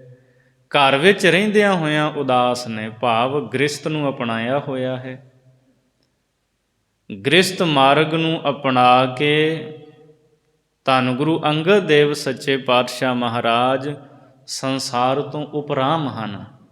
ਸੱਚ ਸੁਚਿਓ ਹੈ, ਅਤੇ ਸੱਚੇ ਨੂੰ ਜਪ ਕੇ ਉਹਨਾਂ ਦਾ ਮਨ ਸੁੱਚਾ ਹੋ ਗਿਆ, ਪਵਿੱਤਰ ਹੋ ਗਿਆ। ਸੱਚੇ ਪਰਮਾਤਮਾ ਦੇ ਵਿੱਚ ਸਮਾ ਕਰਕੇ ਸੁੱਚੇ ਹੋਏ ਨੇ, ਨਿਰਮਲ ਹੋਏ ਹਨ। 20-21 ਹੀ ਅਭਿਆਸ ਗੁਰ ਸਿੱਖ ਦਿਓ ਹੈ। 20-21 ਹੀ ਅਭਿਆਸ ਪੂਰਨ ਤੌਰ 'ਤੇ ਚੇਲੇ ਦਾ, ਧੰਨ ਗੁਰੂ ਅੰਗਦ ਦੇਵ ਸੱਚੇ ਪਾਤਸ਼ਾਹ ਮਹਾਰਾਜ ਜੀ ਦਾ ਭਰੋਸਾ ਗੁਰੂ ਨਾਨਕ ਦੇਵ ਸਾਹਿਬ ਮਹਾਰਾਜ 'ਤੇ ਹੈ। ਜਦੋਂ ਹੁਣ ਇਸ ਅਵਸਥਾ 'ਤੇ ਪੁੱਜੇ ਨੇ ਜਿੱਥੇ ਕੋਈ ਅੰਦਰ ਵਿਕਾਰ ਨਹੀਂ, ਸਤ ਸੰਤੋਖ ਗੁਣਾਂ ਨੂੰ ਧਾਰਨ ਕੀਤਾ ਹੈ, ਤਾਂ ਭਾਈ ਸਾਹਿਬ ਜੀ ਕਹਿੰਦੇ ਇੱਥੇ ਪਹੁੰਚ ਕੇ ਗੁਰਦੇਵ ਅਤੇ ਸਿੱਖ ਦਾ 20 ਵਿਸਵੇ ਪੂਰਨ ਤੌਰ 'ਤੇ ਵੈਰਾਗਵਾਨ ਹੋ ਕਰਕੇ ਮੰਜ਼ਿਲ ਤੱਕ ਪਹੁੰਚ ਜਾਣਾ ਅਤੇ ਇੱਕ ਦਾ ਹੀ ਅਭਿਆਸ ਕਰਨਾ ਹੈ। ਐਸੀ ਅਵਸਥਾ ਜਿਹੜੀ ਹੈ ਉਹ ਚੇਲੇ ਨੂੰ ਪ੍ਰਾਪਤ ਹੁੰਦੀ ਹੈ। 20-21 ਅਭਿਆਸ, 20 ਵਿਸਵੇ ਪੂਰਨ ਤੌਰ 'ਤੇ ਉਹਦਾ ਭਰੋਸਾ ਚੇਲੇ ਦਾ ਗੁਰੂ 'ਤੇ ਹੁੰਦਾ ਹੈ, ਪਰਮੇਸ਼ਰ 'ਤੇ ਹੁੰਦਾ ਹੈ। ਉਹ ਸਵਾਸ ਸਵਾਸ ਮਾਲਕ ਦਾ ਸਿਮਰਨ ਕਰਦਾ, ਅਭਿਆਸ ਕਰਦਾ ਹੈ। ਕਿਉਂ? ਗੁਰ ਸਿੱਖ ਦਿਓ ਹੈ। ਗੁਰੂ ਨੇ ਸਿੱਖ ਨੂੰ ਸਿੱਖਿਆ ਦਿੱਤੀ ਹੈ ਵੀ ਤੇਰੀ ਮੰਜ਼ਿਲ ਰਿੱਧੀਆਂ ਸਿੱਧੀਆਂ ਦੇ ਵਿੱਚ ਅਟਕਣਾ ਨਹੀਂ, ਤੇਰੀ ਮੰਜ਼ਿਲ ਪਰਮ ਪਿਤਾ ਪਰਮਾਤਮਾ ਤੱਕ ਪਹੁੰਚਣਾ ਹੈ। ਅਥਵਾ ਗੁਰੂ ਦਾ ਜਿਹੜਾ ਸਿੱਖ ਹੈ ਨਾ, ਉਹ ਗੁਰੂ ਦੀ ਸਿੱਖਿਆ ਨੂੰ ਕਮਾਉਂਦਾ ਹੋਇਆ ਦੇਵ ਪ੍ਰਕਾਸ਼ ਰੂਪ ਪਰਮਾਤਮਾ ਦਾ ਹੀ ਰੂਪ ਹੋ ਜਾਂਦਾ ਹੈ। ਸੋ ਚੇਲਾ ਜਿਹੜਾ ਨਾ, ਉਹਦੀ ਇਹ ਮਰਿਆਦਾ ਸਿੱਖਿਆਵਾਂ ਨੂੰ ਕਮਾ ਕੇ ਪ੍ਰਭੂ ਰੂਪ ਹੋ ਜਾਂਦਾ ਹੈ। ਹੁਣ ਅੱਗੇ ਤੀਜੀ ਪੌੜੀ ਵਿੱਚ ਭਾਈ ਸਾਹਿਬ ਜੀ ਗੁਰੂ ਅਤੇ ਚੇਲੇ ਦੀ ਅਭੇਦਤਾ ਹੋਰ ਸਾਨੂੰ ਦੱਸਦੇ ਹੈ। ਗੁਰ ਚੇਲਾ ਪਰਵਾਨ ਗੁਰਮੁਖ ਜਾਣੀਐ। ਭਾਈ ਸਾਹਿਬ ਜੀ ਕਹਿੰਦੇ ਗੁਰੂ ਦਾ ਚੇਲਾ ਪ੍ਰਮਾਣਿਕ ਹੈ। ਗੁਰਮੁਖ ਜਾਣੀਐ ਕਿਉਂਕਿ ਉਸ ਨੇ ਗੁਰੂ ਤੋਂ ਵਾਹਿਗੁਰੂ ਪਰਮਾਤਮਾ ਨੂੰ ਜਾਣਿਆ ਹੈ, ਘਟ ਘਟ ਵਿੱਚ ਵਸਦਾ ਹੈ, ਜਰਰੇ ਜਰਰੇ ਵਿੱਚ ਉਹਦੀ ਜੋਤ ਸਮਾਈ ਹੋਈ ਹੈ। ਇਸ ਗੱਲ ਦਾ ਗਿਆਨ ਗੁਰੂ ਤੋਂ ਹੋਇਆ ਹੈ। ਸੋ ਗੁਰੂ ਦਾ ਚੇਲਾ ਪਰਮੇਸ਼ਰ ਦੀ ਦਰਗਾਹ ਦੇ ਵਿੱਚ ਉਹ ਪ੍ਰਵਾਨ ਹੈ। ਗੁਰੂ ਦਾ ਸਿੱਖ ਉੱਥੇ ਪ੍ਰਵਾਨ ਹੁੰਦਾ ਹੈ। ਗੁਰਮੁਖ ਜਾਣੀਐ, ਗੁਰੂ ਰਾਹੀਂ ਹੀ ਉਹ ਪਰਮਾਤਮਾ ਨੂੰ ਉਹਨੇ ਜਾਣਿਆ ਹੈ। ਗੁਰਮੁਖ ਚੋਜ ਵਿਡਾਣ ਅਕਥ ਕਹਾਣੀਐ।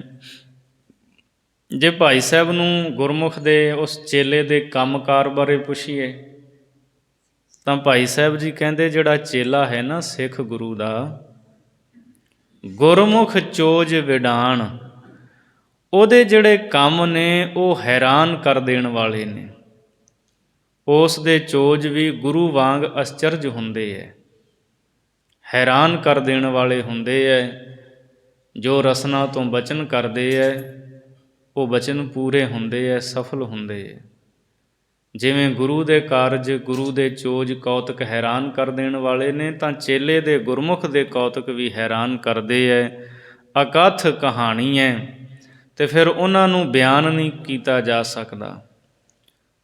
ਅਕਥ ਕਥਾਣੀ ਹੈ, ਉਹਦੀ ਜਿਹੜੀ ਕਥਾ ਹੈ ਉਹ ਅਕਥ ਹੈ, ਪੂਰਨ ਤੌਰ 'ਤੇ ਬਿਆਨ ਨਹੀਂ ਕੀਤਾ ਜਾ ਸਕਦਾ।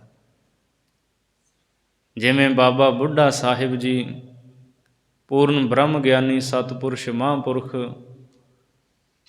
ਉਹਨਾਂ ਦੇ ਜਿਹੜੇ ਚੋਜ ਨੇ, ਕੌਤਕ ਨੇ, ਉਹ ਗੁਰੂ ਵਾਂਗ ਹੀ ਹੈਰਾਨ ਕਰ ਦੇਣ ਵਾਲੇ ਨੇ। ਭਾਈ ਲਖੂ ਜੀ ਗੁਰੂ ਕੇ ਪਿਆਰੇ ਸਿੱਖ ਜਦ ਬਚਨ ਕਰ ਦਿੰਦੇ ਨੇ, ਬੁੱਧੂ ਸ਼ਾਹ ਤੇਰਾ ਆਵਾ ਕੱਚਾ, ਉਹਦਾ ਆਵਾ ਕੱਚਾ ਹੀ ਰਹਿੰਦਾ ਹੈ, ਭਾਵੇਂ ਸਤਿਗੁਰੂ ਨੇ ਬਚਨ ਕਿਹਾ ਸੀ ਇੱਟਾਂ ਪੱਕਣਗੀਆਂ, ਪਰ ਆਵਾ ਕੱਚਾ ਰਿਹਾ। ਤਾਂ ਉਹਨਾਂ ਦੇ ਜਿਹੜੇ ਕੰਮ ਨੇ ਉਹ ਬੜੇ ਹੈਰਾਨ ਕਰ ਦੇਣ ਵਾਲੇ ਨੇ, ਫਿਰ ਉਹਨਾਂ ਨੂੰ ਕਥਨ ਨਹੀਂ ਕੀਤਾ ਜਾ ਸਕਦਾ। ਕੁਦਰਤ ਨੋ ਕੁਰਬਾਨ ਕਾਦਰ ਜਾਣੀਐ।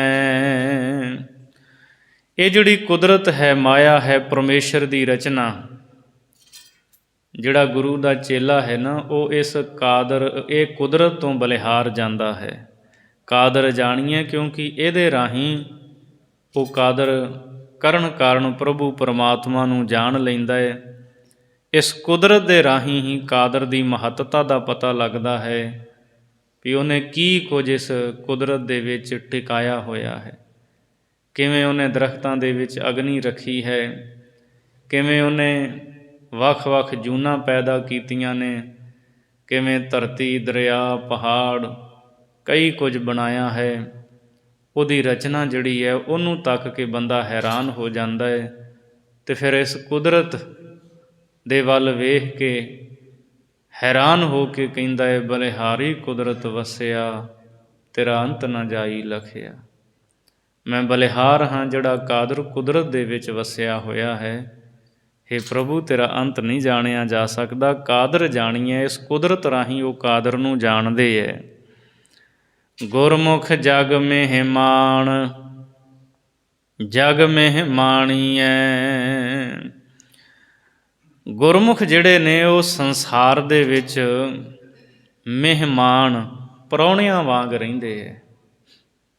ਜਦੋਂ ਕੋਈ ਜਾਂਦਾ ਨਾ ਕਿਤੇ ਪ੍ਰਾਹੁਣਚਾਰੀ ਦੇ ਵਿੱਚ, ਉਹ ਉੱਥੇ ਉਹਨੂੰ ਪਤਾ ਹੁੰਦਾ ਮੈਂ 1-2 ਦਿਨ ਮਿਲਣ ਵਾਸਤੇ ਆਇਆ ਹਾਂ, ਮੈਂ ਇੱਥੇ ਸਦਾ ਨਹੀਂ ਰਹਿਣਾ। ਘਰੋਂ ਬੰਦਾ ਜਾਂਦਾ ਹੈ ਕਿਤੇ ਰਿਸ਼ਤੇਦਾਰੀ ਵਿੱਚ, ਉਸੇ ਵੇਲੇ ਆ ਜਾਂਦਾ ਹੈ। 1 ਰਾਤ ਰਿਹਾ, 2 ਰਾਤ ਰਿਹਾ, ਉਹਨੂੰ ਪਤਾ ਹੁੰਦਾ ਮੈਂ ਤੁਰ ਜਾਣਾ ਹੈ। ਗੁਰਮੁਖ ਜਿਹੜੇ ਨੇ ਉਹ ਸੰਸਾਰ ਵਿੱਚ ਪ੍ਰਾਹੁਣਿਆਂ ਵਾਂਗ ਰਹਿੰਦੇ ਆ, ਇਹ ਮਨ ਵਿੱਚ ਨਿਸ਼ਚਾ ਕਰਕੇ ਵੀ ਅਸੀਂ ਇੱਥੋਂ ਤੁਰ ਜਾਣਾ ਹੈ, ਦੁਨੀਆ 'ਤੇ ਸਦਾ ਰਹਿਣਾ ਨਹੀਂ। ਇਹ ਥੋੜ੍ਹੇ ਸਮੇਂ ਦਾ ਮੇਲਾ ਹੈ, ਕੀ ਕਰਨਾ ਲੜਾਈਆਂ ਝਗੜੇ ਕਰਕੇ, ਟਿਕਣਾ ਤਾਂ ਕਿਸੇ ਨੇ ਨਹੀਂ।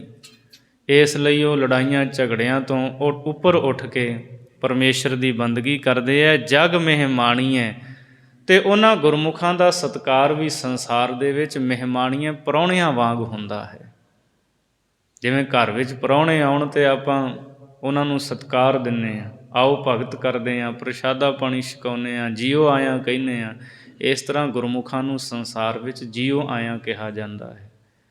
ਨਾਮ ਰਸੀਆਂ ਦਾ, ਨਾਮ ਜਪਣ ਵਾਲਿਆਂ ਦਾ ਸੰਸਾਰ ਦੇ ਵਿੱਚ ਬਹੁਤ ਸਤਿਕਾਰ ਹੁੰਦਾ ਹੈ। ਇੱਥੋਂ ਤੱਕ ਉਹਨਾਂ ਦੇ ਸਰੀਰ ਦੇ ਤੁਰ ਜਾਣ ਤੋਂ ਬਾਅਦ ਵੀ ਉਹਨਾਂ ਦੀ ਯਾਦ ਵਿੱਚ ਕੀਰਤਨ ਹੁੰਦੇ ਨੇ, ਕੀਰਤਨ ਦਰਬਾਰ ਹੁੰਦੇ ਨੇ, ਬੰਦਗੀ ਹੁੰਦੀ ਹੈ। ਨਾਲੇ ਸੰਸਾਰ ਦੇ ਲੋਕ ਇਸ ਬਹਾਨੇ ਤਰ ਜਾਂਦੇ ਹੈ, ਉਹਨਾਂ ਦੀ ਯਾਦ ਵਿੱਚ ਬਾਣੀ ਪੜ੍ਹੀ ਜਾਂਦੀ ਹੈ, ਪਰਮੇਸ਼ਰ ਦੀਆਂ ਸਿਫਤਾਂ ਹੁੰਦੀਆਂ ਨੇ, ਉਹਨਾਂ ਦੇ ਜੀਵਨ ਦੇ ਗੁਣਾਂ ਦੀ ਗੱਲ ਹੁੰਦੀ ਹੈ। ਕੋਈ ਉਹਨਾਂ ਦੇ ਜੀਵਨ ਦਾ ਗੁਣ ਕੋਈ ਜਗਿਆਸੂ ਧਾਰ ਕੇ ਸੰਸਾਰ ਤੋਂ ਤਰ ਜਾਂਦਾ ਹੈ। ਤੋ ਗੁਰਮੁਖ ਸੰਸਾਰ ਵਿੱਚ ਆਪਣੇ ਆਪ ਨੂੰ ਸਥਿਰ ਨਹੀਂ ਸਮਝਦੇ ਔਰ ਸੰਸਾਰ ਨੂੰ ਸੁਪਨੇ ਵਾਂਗ ਜਾਣਦੇ ਹੈ। ਸਤਿਕਾਰ ਉਹਨਾਂ ਦਾ ਬਹੁਤ ਹੁੰਦਾ ਸੰਸਾਰ ਦੇ ਵਿੱਚ। ਸਤਿਗੁਰ ਸਤ ਸੁਹਾਣ, ਆਖ ਵਖਾਣੀਐ। ਆਖ ਵਖਾਣੀਐ, ਗੁਰਮੁਖ ਹਮੇਸ਼ਾ ਕੀ ਗੱਲ ਆਖਦੇ ਨੇ, ਕੀ ਕਹਿੰਦੇ ਨੇ ਆਪਣੀ ਰਸਨਾ ਤੋਂ? ਸਤਿਗੁਰ ਸਤ ਸੁਹਾਣ, ਉਹ ਕਹਿੰਦੇ ਦੁਨੀਆ ਦੇ ਲੋਕੋ, ਸਤਿਗੁਰੂ ਜੀ ਸੱਚ ਸਰੂਪ ਹਨ, ਸਤਿਗੁਰੂ ਨੂੰ ਸੱਚ ਹੀ ਸੋਹਣਾ ਲੱਗਦਾ ਹੈ। ਸਤਿਗੁਰ ਸਤ ਸੁਹਾਣ, ਗੁਰੂ ਨੂੰ ਕੀ ਸੋਹਣਾ ਲੱਗਦਾ ਹੈ? ਸੱਚ। ਜਿਹੜਾ ਬੰਦਾ ਸੱਚ ਬੋਲਦਾ ਹੈ, ਸੱਚੇ ਰਾਹ ਦੇ ਉੱਤੇ ਚੱਲਦਾ ਹੈ, ਜਿਹੜਾ ਸੱਚ ਦਾ ਸਾਥ ਦਿੰਦਾ ਹੈ, ਜਿਹੜਾ ਸੱਚੇ ਪਰਮਾਤਮਾ ਦਾ ਨਾਮ ਜਪਦਾ, ਗੁਰੂ ਨੂੰ ਉਹ ਸੋਹਣਾ ਲੱਗਦਾ ਹੈ। ਗੁਰੂ ਨੂੰ ਕਿਸੇ ਦਾ ਪਹਿਰਾਵਾ ਨਹੀਂ ਸੋਹਣਾ ਲੱਗਦਾ। ਇੱਥੇ ਭੇਖ ਬੜੇ ਨੇ, ਪਰ ਗੁਰੂ ਦੀਆਂ ਨਜ਼ਰਾਂ ਵਿੱਚ ਉਹ ਪ੍ਰਵਾਨ ਹੈ ਜਿਹੜਾ ਸੱਚ ਦੇ ਨਾਲ ਜੁੜਿਆ ਹੋਇਆ ਹੈ। ਸੋ ਕੇਵਲ ਉਹਦੇ ਦਰ 'ਤੇ ਸੱਚ ਹੀ ਕਬੂਲਿਆ ਜਾਂਦਾ ਹੈ। ਦਰ ਢਾਡੀ ਦਰਵਾਨ, ਚਵੈ ਗੁਰਬਾਣੀਐ। ਗੁਰਮੁਖਾਂ ਦੀ ਹੋਰ ਪਛਾਣ ਦੱਸਦੇ ਨੇ। ਜਿਹੜਾ ਗੁਰੂ ਦਾ ਚੇਲਾ ਸਿੱਖ ਹੈ ਨਾ, ਗੁਰਮੁਖ, ਇਹ ਸਾਰੀ ਪੌੜੀ ਦੇ ਵਿੱਚ ਗੁਰਮੁਖ ਬਾਰੇ ਦੱਸਿਆ ਹੈ ਭਾਈ ਸਾਹਿਬ ਨੇ। ਦਰ ਢਾਡੀ ਦਰਵਾਨ, ਚਵੈ ਗੁਰਬਾਣੀਐ। ਜਿਹੜਾ ਗੁਰਮੁਖ ਹੈ ਉਹ ਸਤਿਗੁਰੂ ਦੇ ਦਰ ਦਾ ਢਾਡੀ ਦਰਵਾਨ ਬਣ ਕੇ ਚਵੈ ਗੁਰਬਾਣੀਐ, ਗੁਰਬਾਣੀ ਨੂੰ ਆਪਣੀ ਰਸਨਾ ਤੋਂ ਉਚਾਰਦਾ ਹੈ, ਗੁਰੂ ਕੀ ਬਾਣੀ ਨੂੰ ਪੜ੍ਹਦਾ ਹੈ, ਆਪ ਰਸਨਾ ਤੋਂ ਬਾਣੀ ਜਪਦਾ ਅਤੇ ਹੋਰਾਂ ਨੂੰ ਸੁਣਾਉਂਦਾ ਹੈ। ਉਹਦੇ ਦਰ ਦਾ ਢਾਡੀ ਹੈ। ਢਾਡੀ ਦਾ ਅਰਥ ਤੇ ਸਿਫਤ ਕਰਨ ਵਾਲਾ ਹੁੰਦਾ ਹੈ, ਉਹ ਸਿਫਤਾਂ ਕਰਦਾ ਹੈ। ਔਰ ਬਾਹਰੀ ਤੌਰ 'ਤੇ ਜਦੋਂ ਅਸੀਂ ਵੇਖਦੇ ਹਾਂ, ਮੀਰੀ ਪੀਰੀ ਦੇ ਮਾਲਕ ਗੁਰੂ ਹਰਗੋਬਿੰਦ ਸਾਹਿਬ ਮਹਾਰਾਜ ਜੀ ਢਾਡੀਆਂ ਨੂੰ ਸਟੇਜ 'ਤੇ ਲੈ ਕੇ ਆਏ। ਢਾਡੀ ਜਿਹੜੇ ਨੇ ਉਹ ਜੋਸ਼ੀਲੀਆਂ ਵਾਰਾਂ ਗਾਉਂਦੇ ਨੇ, ਯੋਧਿਆਂ ਦੀਆਂ, ਇਤਿਹਾਸ ਸੁਣਾਉਂਦੇ ਹੈ। ਜਿਹਨੂੰ ਸੁਣ ਕੇ ਕਾਇਰਾਂ ਦੇ ਮਨ ਦੇ ਵਿੱਚ ਵੀ ਜੰਗ ਵਿੱਚ ਜੂਝਣ ਦਾ ਚਾਅ ਪੈਦਾ ਹੋ ਜਾਂਦਾ ਹੈ। ਸੋ ਪਰਮਾਤਮਾ ਦੀਆਂ ਸਿਫਤਾਂ ਕਰਦੇ ਨੇ, ਗੁਰਬਾਣੀ ਨੂੰ ਗਾਉਂਦੇ ਨੇ। ਗੁਰਮੁਖ ਗੁਰੂ ਦੇ ਢਾਡੀ ਹਨ। ਅੰਤਰ ਜਾਮੀ ਜਾਣ ਹੇਤ ਪਛਾਣੀਐ।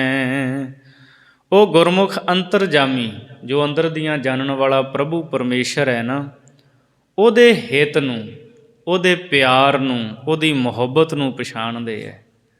ਪਰਮਾਤਮਾ ਪ੍ਰੇਮ ਰੂਪ ਹੋ ਕੇ ਸਾਰਿਆਂ ਵਿੱਚ ਸਮਾਇਆ ਹੋਇਆ ਹੈ। ਅੰਤਰਜਾਮੀ ਜਾਣ ਹੇਤ ਪਛਾਣੀਐ। ਉਹਦੇ ਹੇਤ ਨੂੰ, ਉਹਦੇ ਪਿਆਰ ਨੂੰ ਪਛਾਣਦੇ ਹੈ।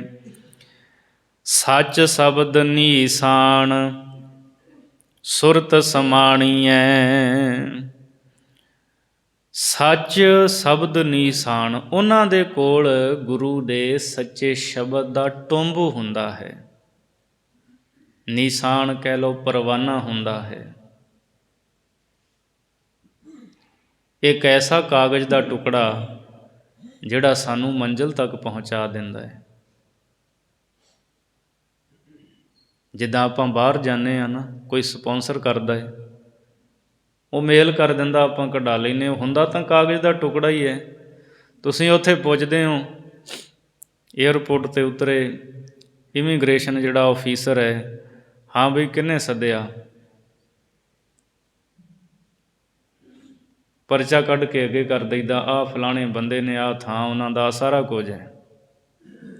ਉਹ ਵੇਖਦਾ ਪੜ੍ਹਦਾ ਵੀ ਹਾਂ ਠੀਕ ਹੈ, ਚਲੋ ਅੱਗੇ ਚਲੋ। ਅਤੇ ਜੇ ਸਾਡੇ ਕੋਲ ਕੁਝ ਹੋਵੇ ਹੀ ਨਾ, ਉੱਥੋਂ ਹੀ ਉਹ ਵਾਪਸ ਮੋੜ ਦਿੰਦੇ ਹੈ। ਤਾਂ ਇਸ ਲਈ ਸੱਚੇ ਸ਼ਬਦ ਦਾ ਗੁਰਮੁਖ ਦੇ ਕੋਲ ਪਰਵਾਨਾ ਹੈ। ਪਰਮਾਤਮਾ ਦੇ ਦਰ 'ਤੇ ਸੱਚਖੰਡ ਦੇ ਵਿੱਚ ਪਹੁੰਚ ਜਾਂਦਾ ਹੈ। ਕੋਈ ਰਸਤੇ ਵਿੱਚ ਉਹਨੂੰ ਰੋਕ ਨਹੀਂ ਸਕਦਾ। ਸੱਚ ਸ਼ਬਦ ਨੀਸਾਨ ਸੁਰਤ ਸਮਾਣੀਐ। ਅਤੇ ਗੁਰਮੁਖ ਦੀ ਜਿਹੜੀ ਸੁਰਤ ਹੈ, ਉਹ ਸੱਚ ਦੇ ਵਿੱਚ ਸਮਾਈ ਹੋਈ ਹੈ। ਸੱਚੇ ਨਾਮ ਦੇ ਵਿੱਚ, ਸੱਚੇ ਗੁਰੂ ਦੇ ਸ਼ਬਦ ਦੇ ਵਿੱਚ ਉਹਦੀ ਸੁਰਤ ਜਿਹੜੀ ਹੈ ਨਾ, ਸਦਾ ਹੀ ਲੀਨ ਰਹਿੰਦੀ ਹੈ। ਇੱਕੋ ਦਰ ਦੀ ਬਾਣ ਸ਼ਬਦ ਸਿਆਣੀਐ। ਗੁਰਮੁਖ ਨੂੰ ਇੱਕੇ ਹੀ ਦਰ ਦਾ ਦੀਵਾਨ ਕਹਿੰਦੇ, ਆਸਰਾ। ਇੱਕੋ ਦਰ ਦੀਵਾਨ, ਗੁਰਮੁਖ ਨੂੰ ਸਿਰਫ ਇੱਕੇ ਹੀ ਗੁਰੂ ਦੇ ਦਰ ਦਾ ਆਸਰਾ ਹੈ। ਉਹ ਥਾਵਾਂ ਥਾਵਾਂ 'ਤੇ ਨਹੀਂ ਝੁਕਦਾ ਫਿਰਦਾ ਕਿ ਉੱਥੇ ਕਬਰਾਂ 'ਤੇ ਵੀ ਜਾ ਕੇ ਮੱਥਾ ਟੇਕ ਲਿਆ, ਪਿੱਪਲ ਨੂੰ ਵੀ ਪੂਜ ਲਿਆ, ਮੜੀਆਂ ਮਸਾਣੀਆਂ ਨੂੰ ਵੀ ਪੂਜ ਲਿਆ, ਗੁੱਗੇ ਨੂੰ ਵੀ ਪੂਜ ਲਿਆ, ਉੱਥੇ ਵੀ ਮੱਥਾ ਟੇਕ, ਪਤਾ ਨਹੀਂ ਕੀ ਸਿਰ ਦੇ ਉੱਤੇ ਪੰਡ ਭਾਰੀ ਚੱਕੀ ਹੋਈ ਹੈ ਵੀ ਡਿੱਗਦੀ ਨਹੀਂ ਹੇਠਾਂ। ਸਿਰਫ ਇੱਕ ਦੇ ਦਰ ਦਾ ਬਣ ਕੇ ਰਹਿੰਦਾ ਹੈ। ਗੁਰਮੁਖ ਇੱਕੋ ਦਰ ਦੀ ਬਾਣ, ਸਿਰਫ ਉਹਨੂੰ ਇੱਕ ਗੁਰੂ ਦੇ ਦਰ ਦਾ ਆਸਰਾ ਹੁੰਦਾ ਹੈ। ਉਹ ਗੁਰੂ ਚਰਨਾਂ ਦਾ ਆਸਰਾ ਹੀ ਲੈਂਦਾ ਹੈ। ਸ਼ਬਦ ਸਿਆਣੀਐ, ਅਤੇ ਗੁਰੂ ਦੇ ਸ਼ਬਦ ਦੇ ਸਹਾਰੇ ਇੱਕ ਬ੍ਰਹਮ ਪਰਮਾਤਮਾ ਨੂੰ ਸਿਆਣੀਆਂ ਦਾ ਅਰਥ ਉਹ ਪਛਾਣ ਲੈਂਦਾ ਹੈ। ਉਹ ਗੁਰੂ ਨੂੰ ਜਾਣ ਲੈਂਦਾ ਹੈ, ਗੁਰੂ ਦੇ ਦਰ ਦਾ ਹੀ ਆਸਰਾ ਲੈਂਦਾ ਹੈ। ਇਸ ਤੀਜੀ ਪੌੜੀ ਦੇ ਵਿੱਚ ਭਾਈ ਸਾਹਿਬ ਨੇ ਦੱਸਿਆ, ਜਿਹੜਾ ਗੁਰਮੁਖ ਹੈ ਉਹਦੀ ਕੈਸੀ ਅਵਸਥਾ ਹੁੰਦੀ ਹੈ, ਕੀ ਕਰਦਾ ਹੈ ਗੁਰਮੁਖ। ਗੁਰੂ ਦਾ ਦਰ ਛੱਡ ਕੇ ਕਿਤੇ ਹੋਰ ਨਹੀਂ ਜਾਂਦਾ। ਅਤੇ ਮਹਾਰਾਜ ਸੱਚੇ ਪਾਤਸ਼ਾਹ ਨੇ ਬਾਣੀ ਵਿੱਚ ਸਾਨੂੰ ਬਹੁਤ ਉਦਾਹਰਣਾਂ ਦੇ ਦੇ ਕੇ ਸਮਝਾਇਆ ਹੈ ਵੀ ਤੂੰ ਗੁਰੂ ਦਾ ਦਰ ਨਾ ਛੱਡ। ਇੱਕ ਚਿੱਤ ਇਸ ਤਰ੍ਹਾਂ ਪਰਮਾਤਮਾ ਦਾ ਸਿਮਰਨ ਕਰ, ਗੁਰੂ ਦੇ ਦਰ ਦਾ ਇਉਂ ਬਣ ਕੇ ਰਹਿ ਜਿਵੇਂ ਕੂਕਰ ਆਪਣੇ ਮਾਲਕ ਦੇ ਦਰ ਦਾ ਬਣ ਕੇ ਰਹਿੰਦਾ ਹੈ। ਇੱਕ ਪਰਮਾਤਮਾ ਦੀ ਭਗਤੀ ਕਰ, ਇੱਕ ਚਿੱਤ ਪਰਮਾਤਮਾ ਨੂੰ ਸਿਮਰ। ਅਤੇ ਜੇ ਤੂੰ ਗੁਰੂ ਦੇ ਦਰ ਨੂੰ ਛੱਡ ਕੇ ਚਲਿਆ ਗਿਆ, ਫਿਰ ਤੇਰੇ ਤੋਂ ਚੰਗਾ ਉਹ ਕੂਕਰ ਹੈ ਜਿਹੜਾ ਸਾਰੀ ਉਮਰ ਮਾਲਕ ਦੇ ਦਰ ਤਾਂ ਬਣ ਕੇ ਰਹਿੰਦਾ। ਇਸੇ ਲਈ ਬਾਬਾ ਕਬੀਰ ਜੀ ਕਹਿੰਦੇ, ਹਮ ਕੂਕਰ ਤੇਰੇ ਦਰਬਾਰ ਪਉ ਕਹਿ ਆਗਹਿ ਬਦਨ ਪਸਾਰ। ਹੇ ਪ੍ਰਭੂ, ਮੈਂ ਤਾਂ ਤੇਰੇ ਦਰ ਦਾ ਕੂਕਰ ਹਾਂ, ਸਿਫਤਾਂ ਕਰਦਾ ਰਹਿਣਾ, ਤੇਰੀ ਵਡਿਆਈ ਕਰਦਾ ਰਹਿਣਾ ਹਾਂ। ਕਬੀਰ ਕੂਕਰ ਰਾਮ ਕੋ ਮੁਤੀਆ ਮੇਰੋ ਨਾਉ, ਗਲੇ ਹਮਾਰੇ ਜੇਵਰੀ ਜਹ ਖਿੰਚੈ ਤਹ ਜਾਓ। ਕਹਿੰਦੇ ਮੈਂ ਪਰਮੇਸ਼ਰ ਦਾ ਕੂਕਰ ਹਾਂ, ਮੋਤੀ ਮੇਰਾ ਨਾਂ ਹੈ। ਹੁਕਮ ਦੀ ਜਿਹੜੀ ਜੰਜੀਰ ਹੈ ਮੇਰੇ ਗਲ ਵਿੱਚ ਪਈ ਹੋਈ ਹੈ, ਸੰਗਲੀ, ਜਿੱਧਰ ਨੂੰ ਉਹ ਹੁਕਮ ਕਰਦਾ ਉੱਧਰ ਨੂੰ ਤੁਰ ਜਾਂਦਾ ਹਾਂ, ਉਹਦੇ ਹੁਕਮ ਵਿੱਚ ਚੱਲਦਾ ਹਾਂ। ਸੋ ਮਾਲਕ ਦੇ ਦਰ ਦੇ ਬਣ ਕੇ ਰਹੀਏ, ਗੁਰੂ ਦਰ ਦਾ ਆਸਰਾ ਲਈਏ, ਅਲਪ ਸ਼ਕਤੀਆਂ ਦੇ ਉਪਾਸ਼ਕ ਬਣ ਕੇ ਐਵੇਂ ਜੀਵਨ ਨਾ ਬਰਬਾਦ ਕਰੀਏ। ਸਤਿਗੁਰੂ ਮਿਹਰ ਕਰਨ। ਪਾਵਨ ਅੰਮ੍ਰਿਤ ਬਚਨਾਂ ਦੀ ਵਿਚਾਰ ਕਰਦੇ ਹਾਂ। ਭੁੱਲਾਂ ਦੀ ਖਿਮਾ ਬਖਸ਼ਣੀ ਜੀ। ਸੱਚ ਸ਼ਬਦ ਨੀਸਾਨ ਸੁਰਤ ਸਮਾਣੀਐ, ਇੱਕੋ ਦਰ ਦੀ ਬਾਣ ਸ਼ਬਦ ਸਿਆਣੀਐ। ਵਾਹਿਗੁਰੂ ਜੀ ਕਾ ਖਾਲਸਾ, ਵਾਹਿਗੁਰੂ ਜੀ ਕੀ ਫਤਿਹ।